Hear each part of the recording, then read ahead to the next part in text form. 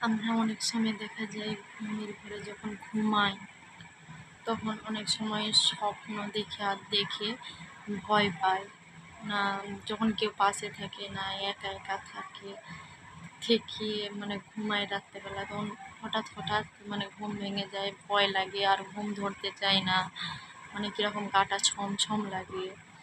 এরকম ধরনের বিভিন্ন রকম সমস্যা আমাদের সবার কারো না কারো হয়েই থাকে। এরকম সমস্যায় পড়লে কি করবেন? না, এরকম সমস্যায় পড়লে একটি দোয়া বলছি, সেই দোয়াটা অবশ্যই পাঠ করবেন।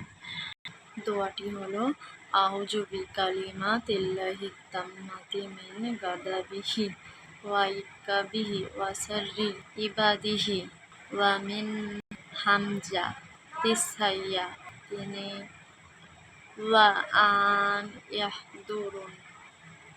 আমি আরেকবার বলছি দোয়াটি হলো আউযু বিকালিমাতিল্লাহিত তাম্মাতি মিন গাদাবিহি ওয়া ইকাবিহি ওয়া শাররি ইবাদিহি ওয়া মিন হামজাতিস সাইয়্যাতিনি ওয়া আন ইয়াহদুরুন।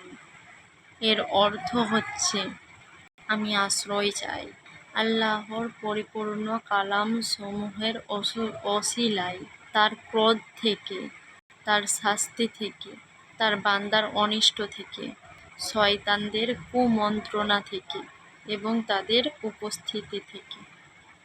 এই দোয়াটি পাঠ করে ঘুমিয়ে গেলে ঘুমিয়ে যাবেন, ধীরে ধীরে ঘুম চলে আসবে আর ভয় লাগবে না। আশা করি সমস্ত বিপদ থেকে আল্লাহ রক্ষা করবে। আজকের মতো আল্লাহ হাফেজ। আজকে এই ছিল আমার ভিডিও।